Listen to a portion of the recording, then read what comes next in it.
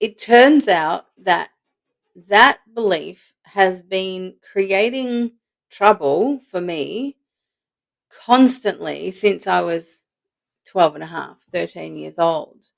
And the moment that I realized today's truth and compared it to yesterday's truth, it vanished. Joanna, how did you find carnivore? I found carnivore now years ago.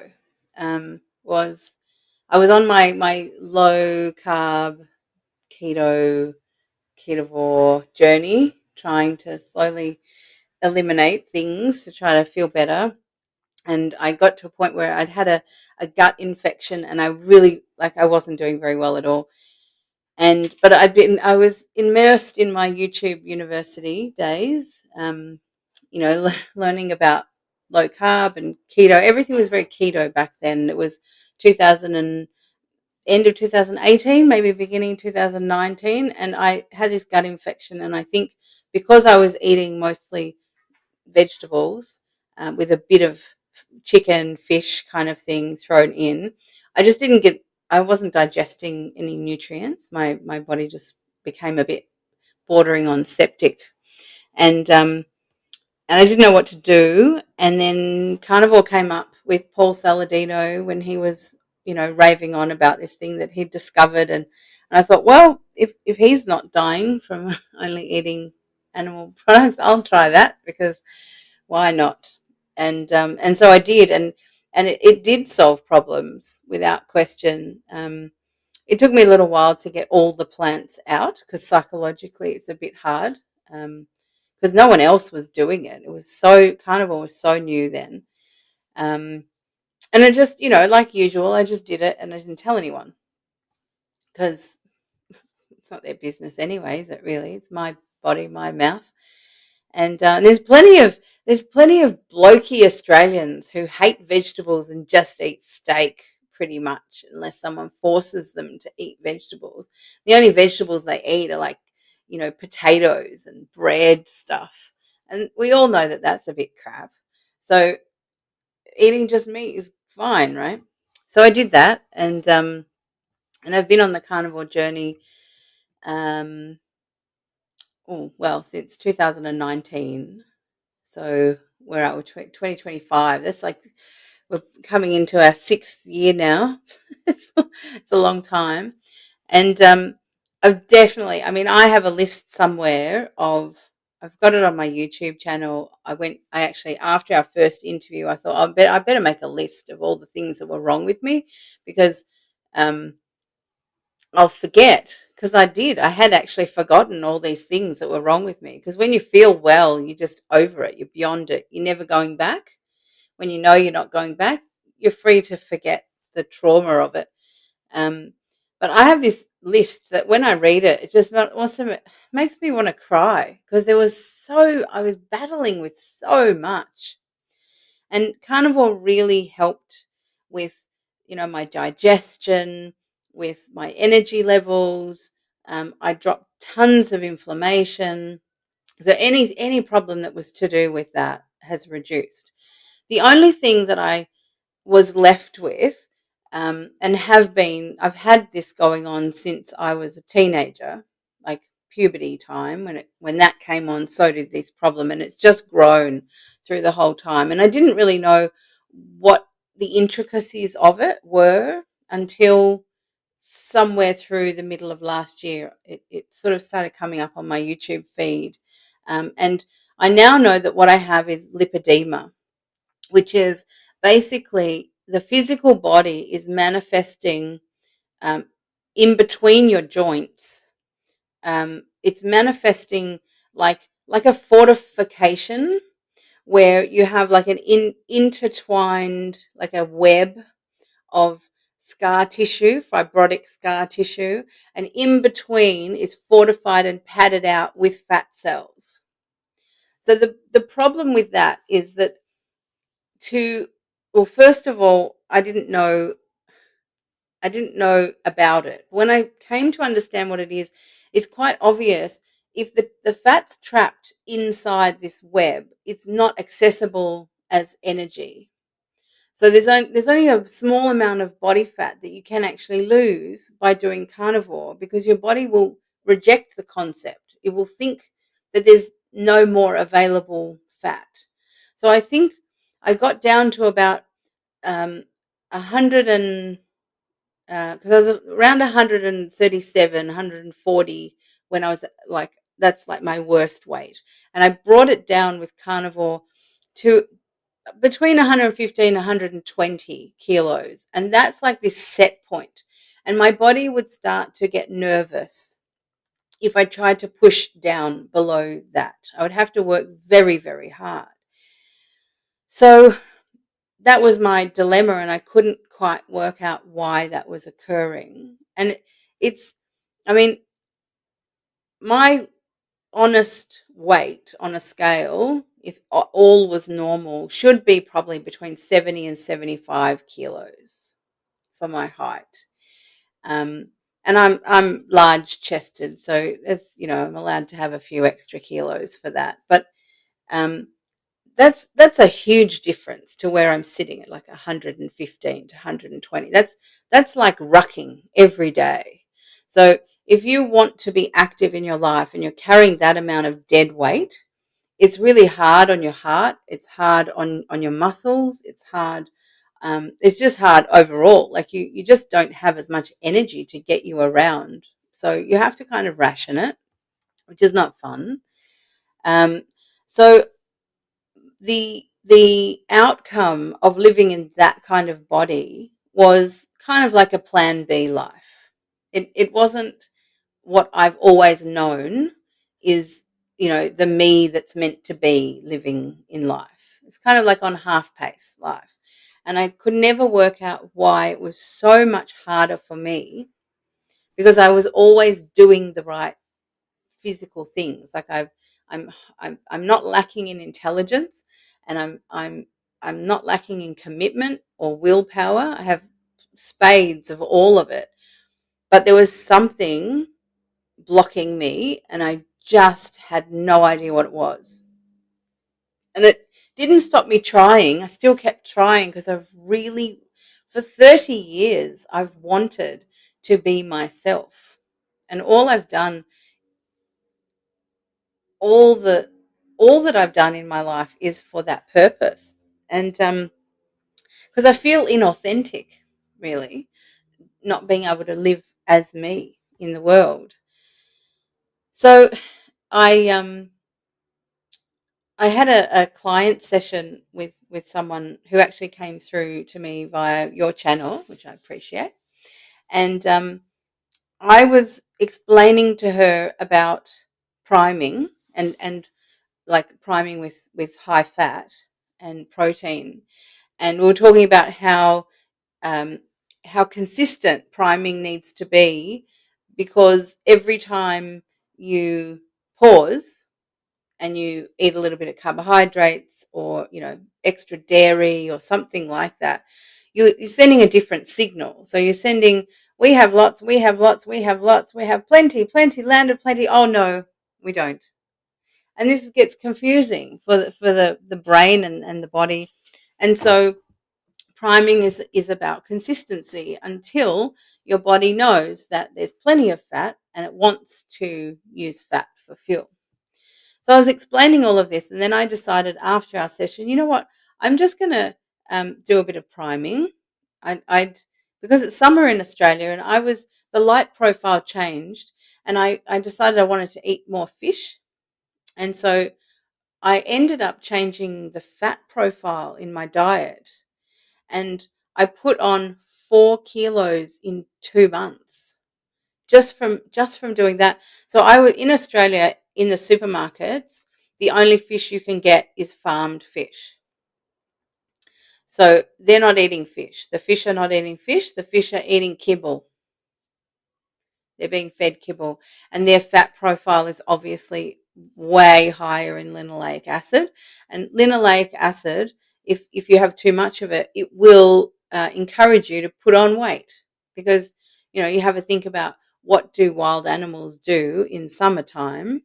They eat berries and nuts nuts and all of that stuff to increase their linoleic acid, which makes them want to gorge on it all because they need to get fatter because winter's coming. And so I had this experience where um, I was in the thick of summer and I was putting on weight. The problem is that we don't have winter. We never have the context of, a native, natural kind of winter. So that was fresh in my mind, which is why I then went into, well, I'm gonna change my fat profile. So I took out the farmed fish. I went back to eating more beef, and I increased the saturated fat in my fat profile, which made me feel instantly better. So the linoleic acid made me hungrier. It made me think about food all the time. So it acts a lot like carbohydrates in your, like signaling your brain. So cut that out, went back to more saturated fats, and I did that for about 2.5 weeks, and I put on 1 kilo. So I was priming really, really well, high fat. I was borderline disaster pants, right? So I could have come a bit back from that, but that's how I did it. And when I weighed myself and I was 118 kilos, um, at the beginning of February, it was the 1st of February, I just had this thought. It's like, okay, no matter what, I have to fast. I have to. Now, this is me whose nervous system craps its pants when I intermittent fast for more than 7 days, and I've actually seen the weight come off on the scales, and then my nervous system just goes and has a tantrum and makes me all agitated. And this is exactly the tactic that was happening in my body, where all of a sudden I'm in control. No, out of control. And I have to stop what I'm doing to feel okay again. So I made this decision. I have to work out, no matter what, I have to work out how to fast, because I've known for a long time with the lipedema, I have to untrap the fat cells. So I have to get the autophagy going. I have to force my body to need proteins from itself. And so the priority is, so your organs are highest priority, and then your muscles, and then any excess proteins. And I have plenty of them. Like, I mean, I've got lipedema in places that they say you don't get lipedema. Like, I'm an all-in kind of gal. I've got it. I've got it all through my torso, as well as the usual legs and hips. Also got it in my arms. So my arms are slowly changing, but it's going to take a long time. So I knew that I had to do fasting, and I knew that I hadn't been successful with fasting. So that's where I stood at that time. And I happened to be doing a free Tony Robbins 3-day seminar where I was waking up at 6 in the morning and doing 3 hours online. And this was day 3 of it. And we were just going through. So not a lot of it was new for me because this is the industry that I work in. But I thought, hey, it's free. I'll go through because I might get something out of it. I might learn. See, he's very polished, right? So I did get a lot of languaging from him that I can use with clients. So we're doing this activity. So write down your goal. So as I weighed myself at 118 kilos that morning, I wrote, well, I've always had this goal. I want to be small, I want to be fit, and I want to be fully active. That's all I've wanted from my body. And then he said, well, if you're not able to action your goal successfully, there's something standing in your way. What is it? And I went, well, I don't know. And there was something that had come into my mind throughout the previous 2 days, which is, well, what's the evidence of the truth? Because if you don't know what the truth is, you can always see the evidence in your life and try to puzzle it out from there. So I thought, okay, well, I'll write down what I've observed myself doing and not doing that might be part of this. And I realized things like I can parent myself, but just not consistently. And I'm not quite sure why. And then I came up with a few other things. Then all of a sudden, it just landed in my brain exactly what it was. And it was an event that happened in my life that happened over a year and a half. So it was a constant for a year and a half when I was about 12 and a half until I was about 14, where there was a huge amount of pressure on me every single day. And I had to think of my family members before me. I had to look after them. And I was only like 12 and a half, and I'd never done it before. So I had to do all this learning to figure out how to look after them. And I never had a day where I didn't look after them. And so that kind of left a bit of an impression after a year and a half. And what I discovered in this questioning process is that it just dawned on me, well, none of that, because I asked myself, what's the evidence of the truth? I realized that none of that's true anymore. Like, I don't have a lot of pressure on me. I've removed that from my life. I have actually removed people from my life so that I don't look after them. I mean, that's a bit sad to have to do that. But it's not people that I wouldn't leave away from my life now anyway. Um, And so I realized that yesterday's truth is way out of date and today's truth is vastly different. And it just totally changed the story that was running in my thoughts, creating a state in my body. So, like people find it very difficult to understand how your psychology and your physiology work together. And we all kind of intuitively know that stress is really bad for your body. It's bad for your wellness. But we can't quite get a handle on how that works. And I've just experienced firsthand exactly what I teach people and take them through when I work with them. It's as simple as tracking back to where a story is being told by a part of your mind that you created when you felt very vulnerable and you needed support. So you created a part in your subconscious mind that will run this story for you and keep you supported. And at the time, totally makes sense. I mean, for that year and a half, I call it a dragon, right? Because the dragon is really powerful, fire breathing dragon. That you got that dragon to understand this truth between, of you and the world and your relationship with the world and how you see the world and how it's affecting you. So you create this very powerful force that helps you and works with you as you live your life. The problem is that because it's a subconscious thing and we feel a lot better once we've created it, we feel supported in a way that we didn't have it. And then we promptly forget about it because it's subconscious. We don't have to focus on it. And it generally makes you feel good for long enough for you to completely forget that you ever did it in the first place because you feel fine. And so there's two ways that we generally create a dragon. One is we have an event that's powerful, like a really shocking kind of event. And then you respond to that, create the dragon for support. Or it can be like drip feed. So my first trauma was a big event, and I thought that was the only problem, which I've resolved.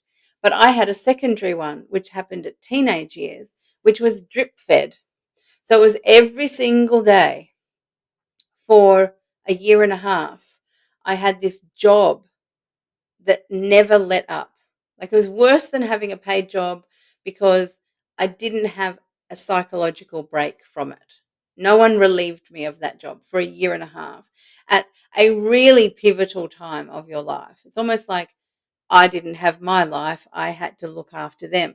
The problem was that after a year and a half, the context changed. So it was no longer true, but no one debriefed me. It just changed. And so my psychology was that I still had this fortifying dragon telling me that I have to be fortifying in my body. I have to slow down. I have to reserve my energy. I have to, um, I have to look after everybody else and leave me to last. And so I did. That's how I lived my life because that was the truth, apparently.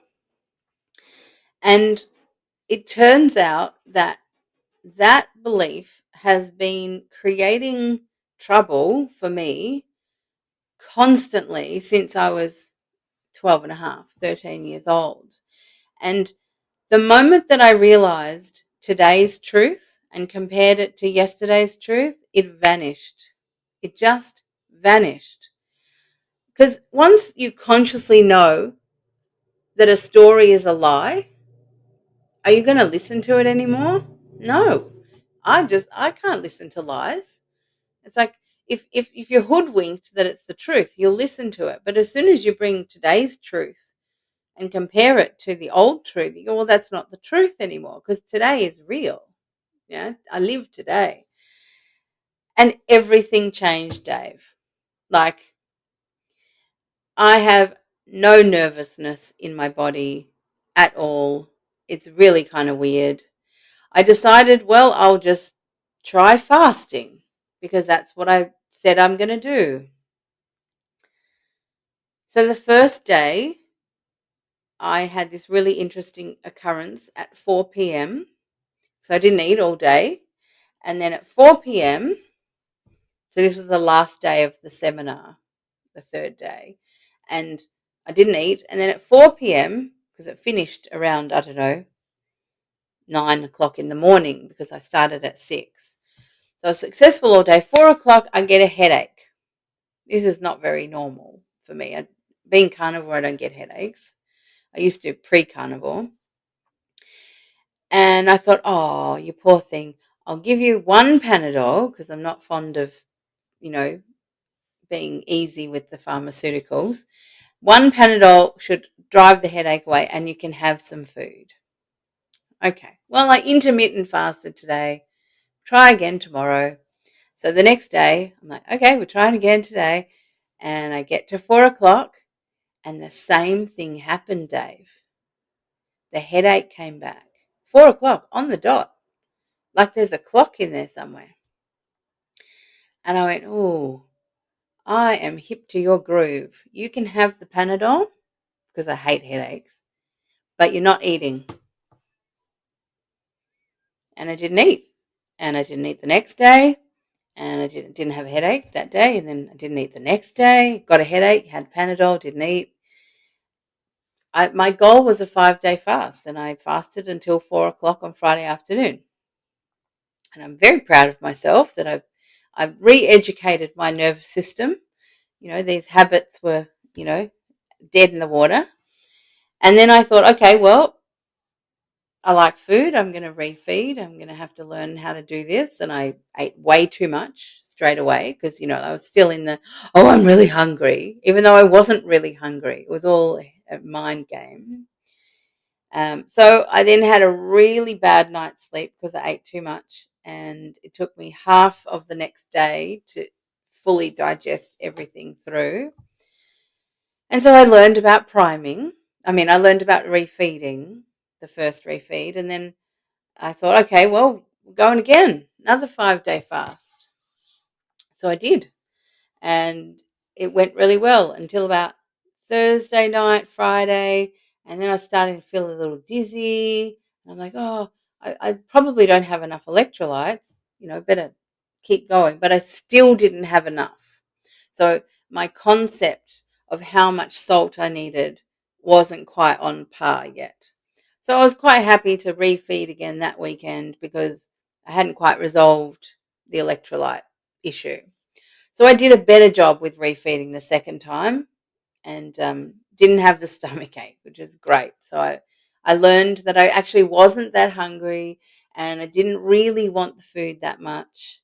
But I was doing it because I still had a concept in my head. If I'm going to fast all of this off my body, I may need to put a bit of nutrition in there along the way. That was my thinking at the time. So third week, and I have like a spreadsheet where I'm testing my ketones. I have a ketone monitor and I have scales. They're intelligent scales apparently, but all I do is weigh myself. And because it has an app on your phone, but I don't bother with it. Um, and I just write it all down. I weigh myself when I wake up in the morning, go to the bathroom, weigh myself, check my ketones, and then I check during the day to see what's going on. Now I've got to the point now that I've finished sort of week 4 of the fast, of the 5-day fast. I'm I still check my ketones, but just not as much because, well, I know what they're doing. I can see the pattern. So I just check here and there now to see if the pattern's still the same. And what I noticed was every time, so I've now done 3 weeks of 5-day fast and 2 refeeds, 2 days refeed. So that's the 7 days. And I've noticed that it takes 2 days to bring my ketones up to a really nice level where my brain is just cranking. I still have, good carnivore clarity the whole time. But when you fast, it's like coffee without the anxiety, like it's just really like being an intellectual person, I adore it. Like I'm speeding around in my mind. I'm so on point. I can remember everything all the time. I'm fast, I'm sharp when I'm in my language classes. I can do everything. Like I can multitask. I'm even getting bored a little bit because I'm so on it. So I really do adore this high ketones. I'm kind of getting a little addicted to. But what I've noticed is it takes a couple of days to bring the ketones up so that you're really in full fat burning, or it's not burning, but usage, high fat usage. And the 2 days of refeeding, because you haven't eaten for 5 days, you have to go through at least the first 24 hours of waking your digestive system up. And then you have to eat small amounts often to get in the content that you want to get in so that you're not eating tiny amount over the day. You want to try to get back to eating, like telling your brain that there's enough of everything so that it calms down. So essentially it's 2 days going backwards and then 2 days coming forward. So out of 7 days, I'm wasting 4 days. So I realized by the end of the third refeed that I'm jack of it. I'm done with the refeeding. I know I've learned what I needed to learn. I've learned with the 5-day fast and the 2-day refeeds, I've learned everything that I need to learn. And I feel really confident with how my body sits in each state. And my preference is the fasted state. I'm absolutely baffled that I am not tempted to eat. Like I'm baffled by it. It's I mean, when I refeed, I notice that I really like food. Like I'm eating it like, oh, it's like the mouth sensations. I haven't had this for a week. It's amazing, yeah? But while I'm fasted, it's so easy now for me to just go, no, no, well, no. It's just going to mess things up if you eat. What I really, really want in this whole process is high levels of autophagy. It's the only way that I'm going to recondition my body because there's only a certain amount of available body fat that's not trapped inside the lipidemic tissues. And so for me to keep going, I have to stay in a fasted state. So in the 7 days of the 5 fasting, 2 refeeding, I'm really only in a high autophagy state for maybe 3 days. And I'm a person who likes efficiency. So as long as there's no pain or anguish, then I'm all for it. I'm just going to keep going. So I made the decision basically the end of last weekend by finishing up my food after breakfast. So I went for a walk with my dog, and then I came home and I cooked all the food that I had planned to eat over the weekend. So I'd eaten some on Saturday, but Saturday, the first day of refeeding, you can't eat a lot. You have to eat soft stuff. So then I ate the rest of it. And at 10 o'clock, I finished. I cleaned the kitchen. I put everything away. And that was it. Done. We're fasting now. The great thing about fasting is the kitchen doesn't get dirty. You don't have Yeah. to, you don't have It's to do awesome not having dishes. to clean up, right?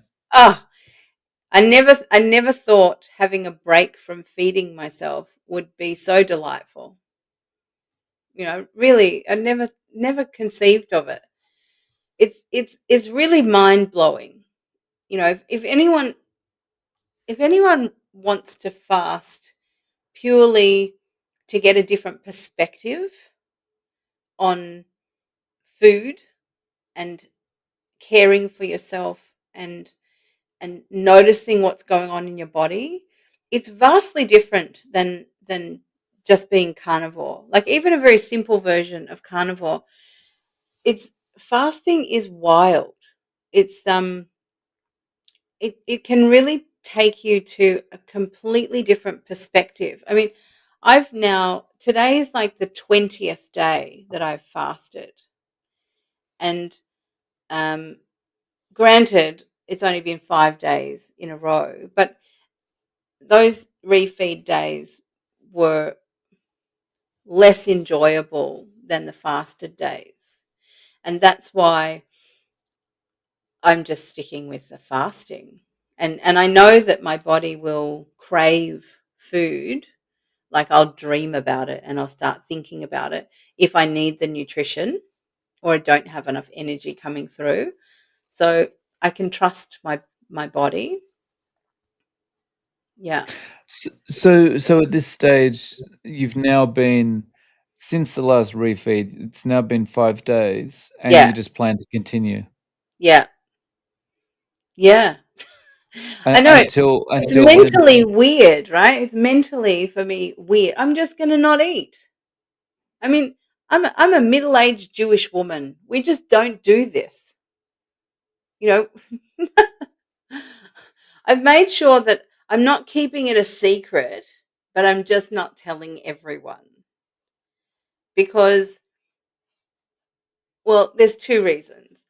One, I don't really want to have to deal with their psychology because, Jewish people, like not all Jewish people, but my Jewish people, the majority of them have multi-generational trauma, including me, from living in Eastern Europe and having Hitler come and being in ghettos and being in refugee camps, and food was scarce.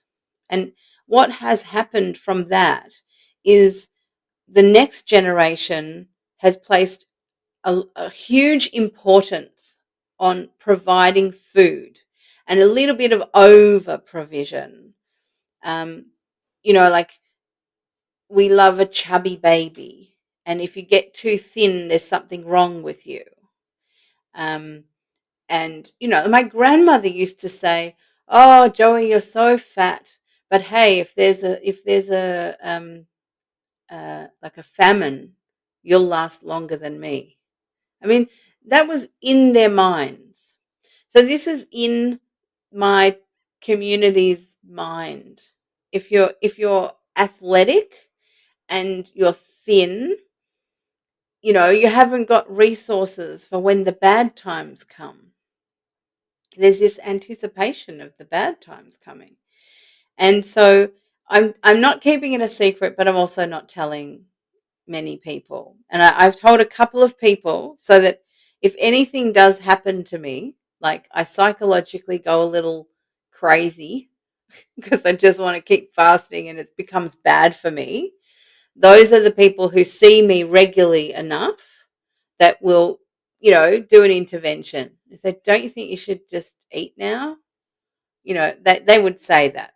So, so I've told enough people for my psychological safety, just in case. But I don't think there's going to be a problem because I really do love food. Um, the thing that I don't love, which I've never known because I've never experienced it until now, I don't love how tired one gets when you digest. So most people understand this like from like a carb crash. When people go out and they eat pasta and bread and they're just so overstuffed because with carbs, you can just eat so much of them until your stomach won't take any more food. And then as you digest that, there's so much glucose coming into your bloodstream that you just, and then you have so much insulin response that you just fall asleep.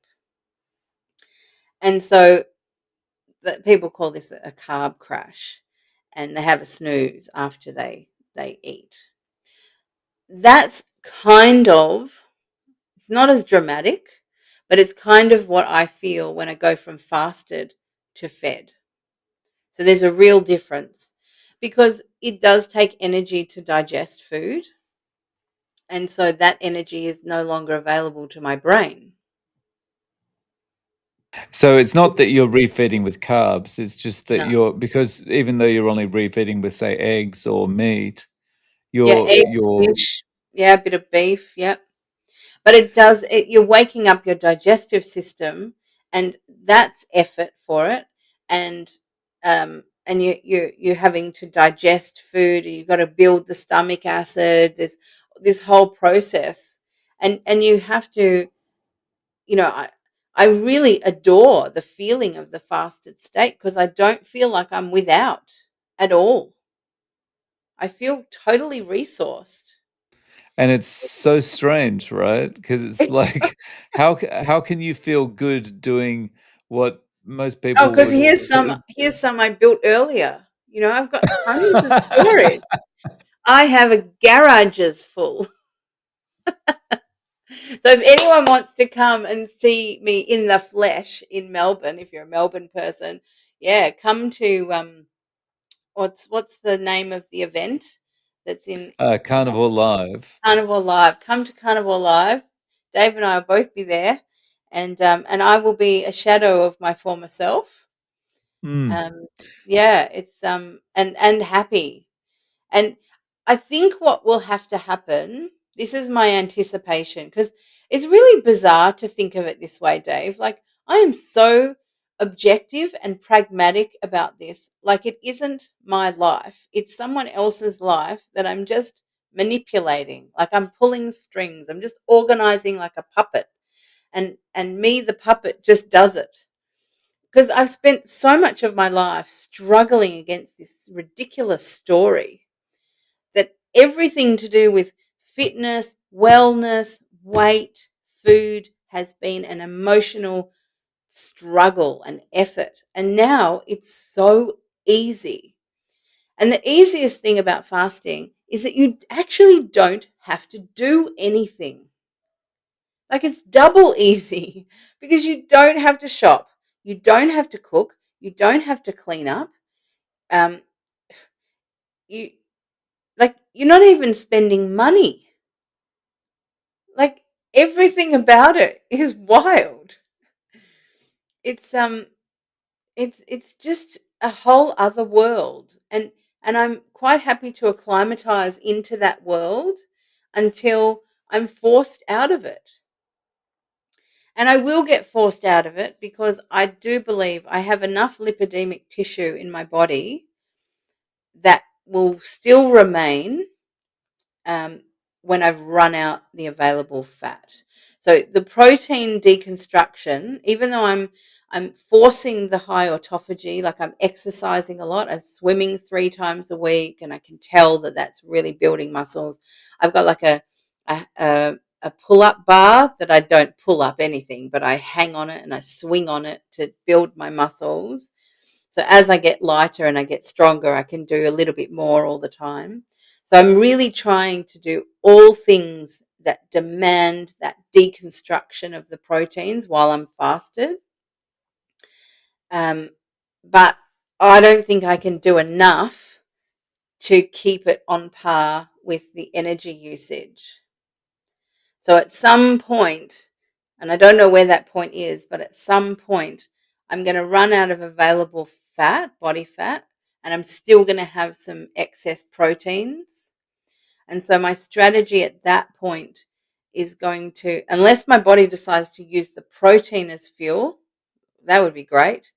Um, but I don't think so. I don't think it will. It won't feel the same if you don't have the fats coming through. Um, at that point, the strategy will have to change, and I will have to refeed high fat carnivore to put on, say, 5 kilos so that I can then go back into fasting and force the autophagy. And I will have to cycle that around until it's all done. Mm. Yeah. Not a big Um, problem to have, though. no, I mean, the thing that strikes me as the best part of this is that you are actually enjoying the process. Loving it. Loving it. I'm loving it so much. I'm creating like the fasting diaries of Joanna Ruth on my YouTube channel. And I'm inviting people to, I've created a Facebook group that's open to everyone to, like I've rebranded my YouTube channel to Low to Zero Carb. And I've got a Facebook group that matches, the name matches, so people can find it easier. And people can just come in and ask questions, and whether it's about fasting or whether it's about their story or whatever, like whatever's, it doesn't even have to be about fasting. Like if you have a story that's stopping you from being carnivore and you want to be carnivore, well, that's the thing that you need to, that's your goal and you're not able to get to your goal. So let's figure out what your story is. Like if your story is not in today's truth, you've got a problem.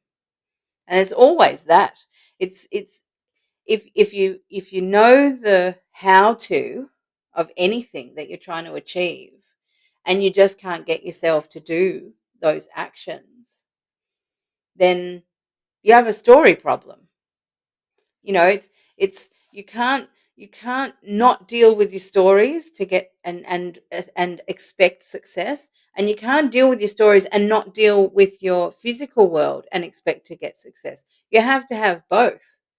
It has to work together. And if you're able to achieve your goals and not be, waylaid and distracted and interrupted, well, more power to you. You're going to get what you want. You can set a goal and off you go. That's what life's about. Is that setting a task and managing it, and you feel good that you did. Um, but there's so many of us that are not. We're just not. We're struggling. Like there's carnivores who are still struggling, and I honestly believe that there are many carnivores who are following YouTube channels and educating themselves and putting in the effort and spending the money and the time and all of that. And they have a story that's making it so much harder for them to get their success. Whether that story is creating, your story affects your nervous system, and your nervous system affects every part of your body. So autoimmune problems come from nervous system problems. And your subconscious is in charge of your nervous system until you have true stories running. This is the first time in my life I have experienced life with all true stories. It's, it is a remarkable state. Like you really feel like you are exactly who you've always known yourself to be. And it's, I just want that for everyone now. And it's so not difficult. Like I was already helping people with it before, but now that I've lived through both ways that you create a dragon, and I've resolved both of them, and I'm having physical benefit from having resolved them all, it's like I have everything that a person needs. And I can tell you if your story is getting in the way because I can feel it, I can hear it. And story changing is not hard. It's really actually quite pragmatic because it really is okay, tell me the evidence of your today's truth. Now, what's your dragon telling you? Your dragon telling you that? No, when I try to do that, my dragon tells me this shit and this shit and this shit. And you go, well, how true is that? Like, let's have a look when that story was created and the context. Then you'll understand that its use by date has come and gone. It's as pragmatic as that. But unless you pay attention to it, you are working so hard with willpower, and that's the point that I want to tell people about is if you're having to use willpower, especially for your health, every day that you are using willpower to make your health better, your life, your wellness better in your life, you're like you're treading water because the effort that you have to put in with the willpower is just enough to keep your head above water. If you can, the only reason why you have to use so much willpower is because you have a story telling you otherwise. And if you eliminate the story, then you eliminate all the effort. It's like you get to this state where you just go, oh, I'm going to fast. And you do, and Yeah. it's it's time now for everyone to get on this. And I'm not even like I want to help people so much that's what the Facebook group is for. It's like, just even if you haven't got Facebook, sign up to Facebook and go into the group and visit it when you have a question and get the questions answered. Because like I was asked, what's your goal? What's holding you back? And I'd already had the idea of, well, I need to see the evidence of the truth. That's 3 pieces of information, 2 requests, and 1 idea about the evidence. And I crack the code. I mean, what if someone comes and just tells their story and I ask them 3 questions or 2 questions or 1 question in the context of me explaining this, the dragon and the story, and they have their aha moment, and then the rest of their life becomes they become capable because they don't have to push through. It's not without effort. I mean, I still have to make decisions. I still I still have to decide I am still not eating. Um, but it's without that anguish. You know, I just don't think people deserve to have to suffer. I think it's a form of suffering. I think it's time for people to realize that you don't actually have to suffer. You really don't. Yeah. A majority of it is self-imposed, right? Yeah, but it's interesting because it's self-imposed only because for the last, I don't know, maybe 100 years, we have no longer lived in multi generational homes in small villages where everybody knows everyone's business. And like, we live so separately now that no one in our lives today has been observing us since we were young. So we don't, when we go and see a therapist, we can tell them whatever story we want and can't call bullshit on it, can they? Because they don't know us, right? So humans have, until the last 100 years, had a support network built in. And then we've had all this technological, industrial and technological advance, and we no longer have that safety net. I mean, it's a really annoying safety net. Like you can't get away from everyone knowing and talking and all that stuff. But the day that you realize you're in trouble, it's the most convenient safety net that it's worth putting up with all that rubbish that you put up with to have someone know what the problem is, because they've lived with you while you went through these experiences, which you've now forgotten about.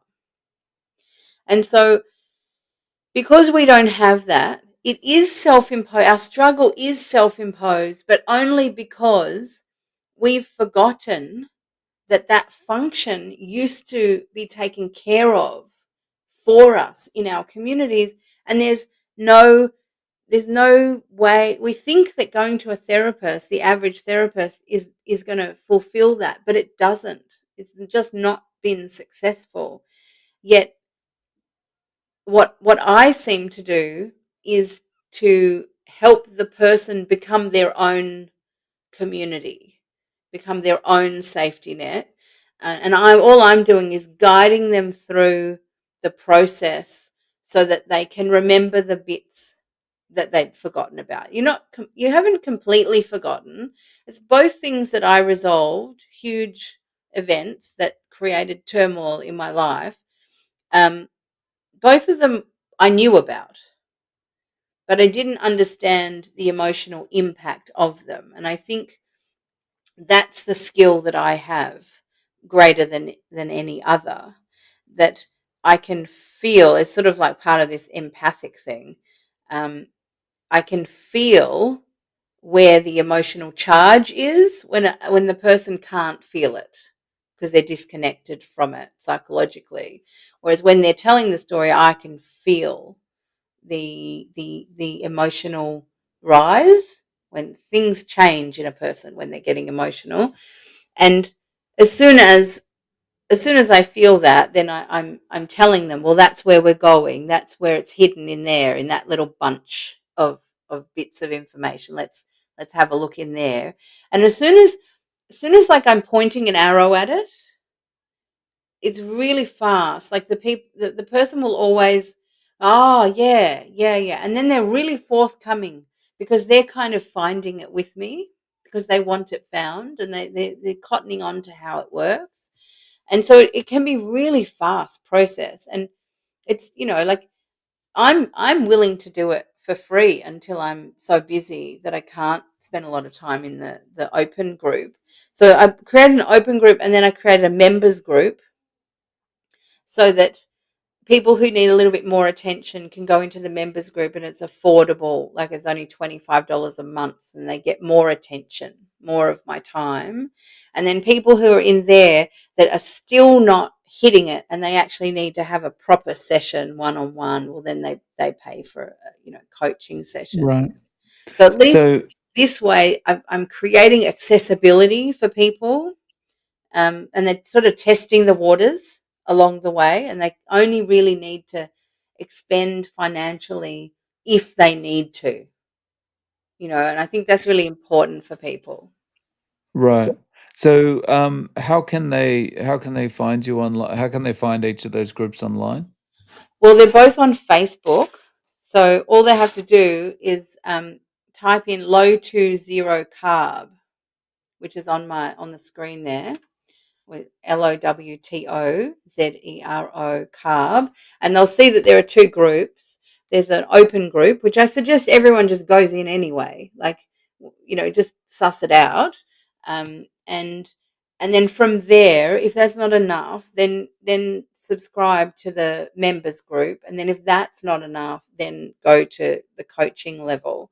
I would much prefer to build a community of people who end up helping each other and understanding the whole concept than to just have singular coaching sessions with a smaller number of people. And I'm willing to do all levels of it because people need different things. But I just see, I love the carnivore community so much because I've just connected. I mean, I know it's all online, but I've connected with so many people, and it's just, there are so many of us doing it now that it's starting to become a little bit obvious that we are focusing on the physiology because it is easier, because you can measure it, because you can measure the body, you can measure the food, you can follow plans, and it's it is easier to get started with the physical.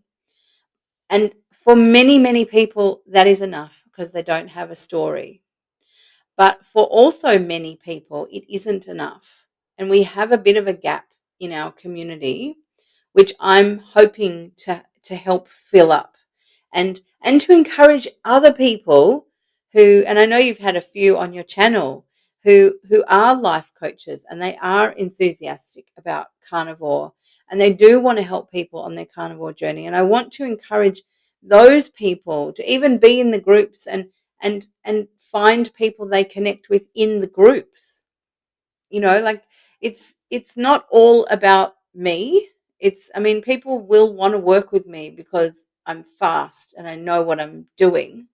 But eventually, there won't be enough of me to go around, and hopefully, in the throes of building it, there will be enough of other people who can become supports. And hope, I mean, and this isn't necessarily just for the carnivores. I mean, I dearly love the carnivores because we go out on a limb, and we're thinking in left field. We're trusting our intuition a lot more, and we're not listening to the naysayers, and we are strong people. Just to be doing what we're doing, we are strong people.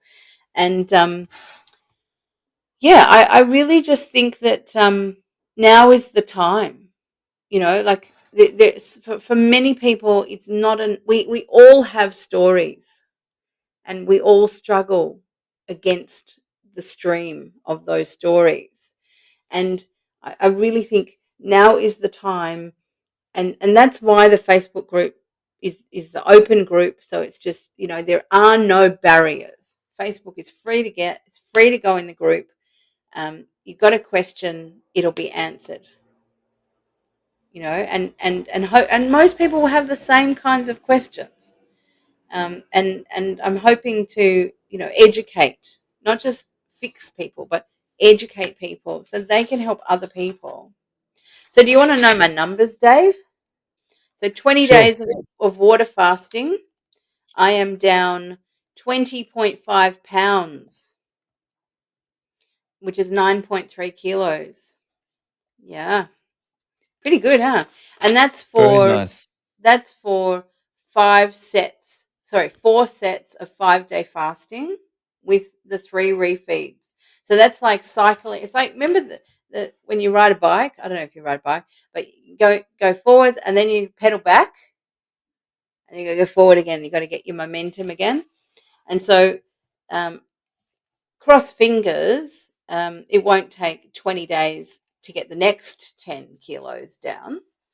But, you know, I don't really care because I like the fasted state. So, however long it takes, I'm good, which it blows my mind that I am saying I am not in a hurry. Whatever happens, I'm good, because I, I have this sense of, it's like a fait accompli, right? This is how powerful the story is. From the moment that I changed the story, not only do I feel calm in my body, but I have full decision making power, and I'm enjoying living in this body. And I know that just as much as the old story was creating a fat body, the new story is creating a thin, fit body. I just know, because the state in myself is different. The chemical state in my body is different. So the story is frequency, because all thought is frequency, and your brain is an amazing organ that picks up on the frequency, whether it be fat signals, or you've eaten protein, or there's danger in your environment, or the story is reminding you to be careful. All those signals picked up by the brain turns into chemicals via your endocrine system. And that's a state that we feel in our bodies. We can't feel a thought, but we feel that hormonal state inside of our bodies. And as we all know, like with insulin and high blood sugar, you cannot fight the state within your body. You can fight with it, but you can't win. You can't win against dopamine addiction. You can't win. I mean, you can win the entire war, but that one battle you're going to lose. You've got to have strategy to win those chemical battles. And my most favorite strategy that will always win the war without effort is to change the signal. Joanna, I'll link to your Facebook group and YouTube below. Yeah, Um, Thank you so much for coming on and sharing your story and giving us an update on how things are going. And I'm pleasure. very much looking forward to meeting you in person in April. Yeah, me too. Are you speaking on the stage for us all? I will be, yes. Great, that's good.